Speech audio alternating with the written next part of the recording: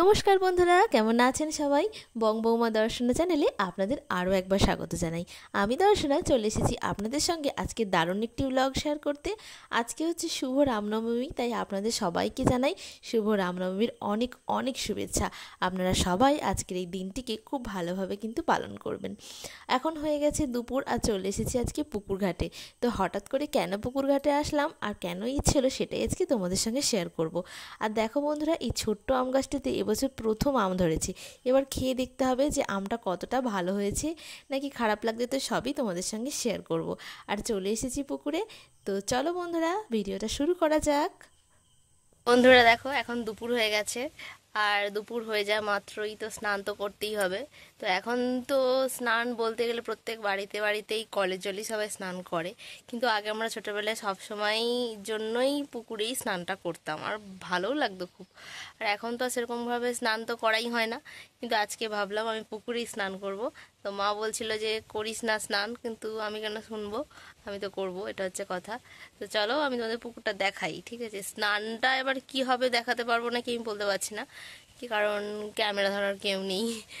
আর ঘাম দিচ্ছে, খুব গরম পড়ে গেছে বলতে গেলে, কিন্তু কিছুদিন আগেই তো জ্বর থেকে উঠলাম, শরীর এখনও খারাপ আছে। কিন্তু যাই হোক, কিন্তু পুকুরে স্নান করতে খুবই ইচ্ছে হচ্ছে, আর তাই ভাবলাম পুকুরে স্নান করি। যে ঘাটেও চলে এসেছি, খুব রোদ।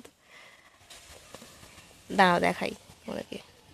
ফোন একজন ধরে দেওয়ার লোক পেয়েছি, আর সেটা হচ্ছে গিয়ে আমার মাও এসেছে স্নান করতে। আর জল দেখা মাত্রই কিন্তু আমি নেমে পড়েছি পুকুরে। তো কারা কারা এরকমভাবে পুকুরে স্নান করতে খুব পছন্দ করে অবশ্যই জানাও।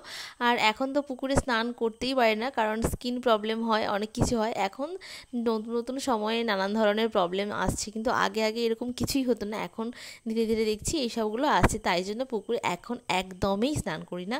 তো অনেক অনেক দিন পর স্নান করছি, ভীষণ ভালো লাগছে। আর এই গরমের মধ্যে পুকুরে স্নান করতে দারুণ দারুণ মজা লাগছে। তো তোমরা কারা কারা অবশ্যই পুকুরে স্নান করতে ভালোবাসো বা কখনো করেছো কিনা অবশ্যই কিন্তু জানিও কেমন।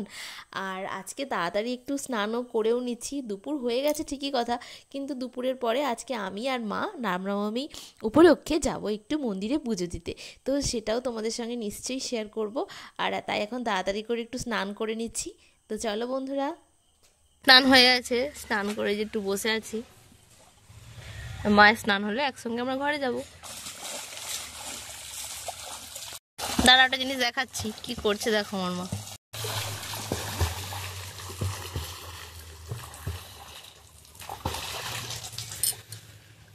তো বন্ধুরা দেখো, মা এখন যাচ্ছে পুকুরে, এখন পাতা পড়েছে, নারকেল পাতা। তো সেই নারকেল পাতায় এখন মা গুঁড়োতে গেছে, জ্বালানিও হবে আর ঝাঁটাও বানানো যাবে, এই জন্য গেছে।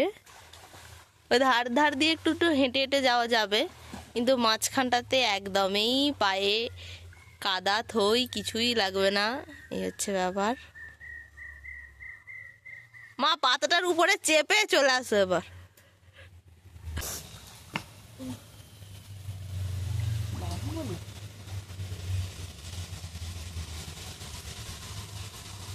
ছবি তুলে পরে ছবি তুলে ভালো লাগে বল। সাঁতার কাটলে কিন্তু হাত পায়ের এত সুন্দর ব্যায়াম হয় সত্যি। যে পাতাগুলো, আমরা স্নান সেরে ঝটপট চলে আসলাম মন্দিরে। আর মন্দিরে আসা মাত্রই মা সুন্দরভাবে পুজো দিয়ে দিচ্ছে, আর এখানে নাম লেখানো হচ্ছে। তো আমরা পুজো দিয়েছিলাম আমার ভাইয়ের নামে, কারণ আমার ভাই বাড়ি থেকে অনেকটা দূরে থাকে। আর দূরে থাকুক কাছে থাকুক, আমরা সবসময় চেষ্টা করি আমার ভাইয়ের নামেই পুজোটা দেওয়ার, কারণ আমরা সবসময় চাই ও ভালো থাকুক সুস্থ থাকুক, এই কামনাই করি। আর মন্দিরটা তোমাদের দর্শন করিয়ে দিলাম।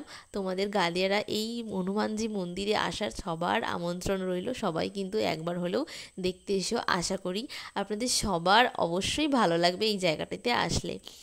আর দেখতেই পাচ্ছ এখানে কী কী দেবতাদের স্থাপন করা হয়েছে, রাম ঠাকুর, আর রয়েছে হনুমানজি, আর রয়েছে গণেশ ঠাকুর।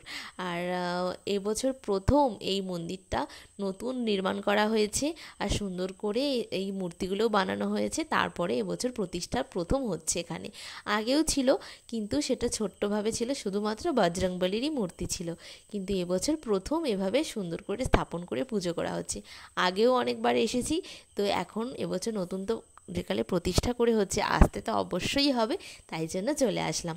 আর মায়ের এখানে মোমবাতি ধূপ দেখানো হয়ে গেছে, আর মায়ের আগে আমিই দেখিয়ে দিয়েছি। আর এখানে ফুল টুল আনা হয়েছে, তাই ঠাকুরমশাই সুন্দর করে সব দেবতাদের সাজিয়ে দিচ্ছেন। আর এনেছি সিঁদুর, কারণ বজরংবলী তো সিঁদুর মাখতেই ভীষণ পছন্দ করে, তাই না? তো মাখিয়ে তো দিতে পারবো না, তাই জন্য ওনার চরণেই একটু দিলাম। আমিও দিয়েছি, তাই মাও তারপরে দিয়ে দিল। বাইরেটা খুব সুন্দর করে সাজিয়েছি, ধীরে ধীরে ভক্তগণের ভালোই কিন্তু সমাবেশ হচ্ছে। আর পাশে দেখো সুন্দর স্টেজ বানিয়েছি, কারণ কয়েকদিন ব্যাপী অনুষ্ঠানের আয়োজন করা হয়েছে যে। আর এই যে ভগবানের মন্দিরের সামনে যে কত সুন্দর একটা পরিবেশ, আশা করি তোমরা দেখলে বুঝতেই পারছো। যারা যারা এখানে এসেছো তাদেরকে অসংখ্য ধন্যবাদ। আর যারা যারা এখনও আসেনি সবাইকে জানিয়ে দাও যে হ্যাঁ, এই জায়গাটা, এই স্থানটা খুবই পবিত্র এবং খুবই সুন্দর একটা জায়গা। আর এই ভাই আর এই কাকু এখানে জল দান করছে, আর আমাদেরকে দেখেই বলল যে তোমরা নাও, এক গ্লাস করে জল খেয়ে নাও। তাই জন্য আমরা তাড়াতাড়ি করে জল খেয়ে নিলাম। আর ভীষণ গরম পড়েছিল, জলটা খেয়ে কিন্তু খুবই আমাদের আরাম লেগেছে।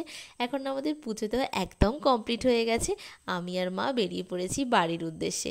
তো তোমাদেরকে দেখাবো আমাদের এই সুন্দর গ্রামের মনোরম পরিবেশটা। আর বাড়ি ফিরে যাচ্ছি, এত রোদ লাগছে।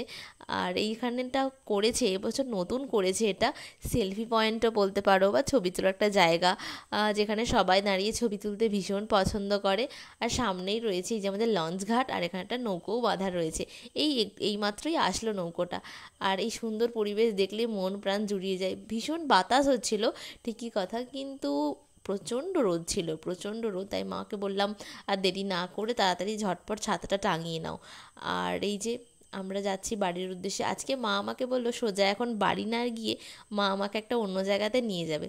তো দেখা যাক কোথায় নিয়ে যায়, আর তোমাদেরকেও সেখানে নিয়ে যাব। চলে আসলাম আমবেরিয়া অন্নপূর্ণা পুজো উপলক্ষে। অন্নভোগের যে আয়োজন করা হয়েছিল, আমি আর মা দুজনে চলে এসেছি এখানে আজকে অন্নভোগ গ্রহণ করার জন্য। তো আমাদের খাওয়া দাওয়া এখন কমপ্লিট হয়ে গেছে, দুজনে আইসক্রিম খেতে খেতে মাঠের পথ দিয়ে এখন আমরা ফিরে যাচ্ছি। ফিরে গিয়ে বিকালবেলা আমরা যাব আজকে পুজো আনতে যেতে হবে এখনও। তো আইসক্রিম খাওয়ার তোর দেখো, মুখ টুক পুরো ভরে যাচ্ছে। আর পুজো আনতে এসে দেখি না এখানে অন্নভোগ দেওয়া হচ্ছে।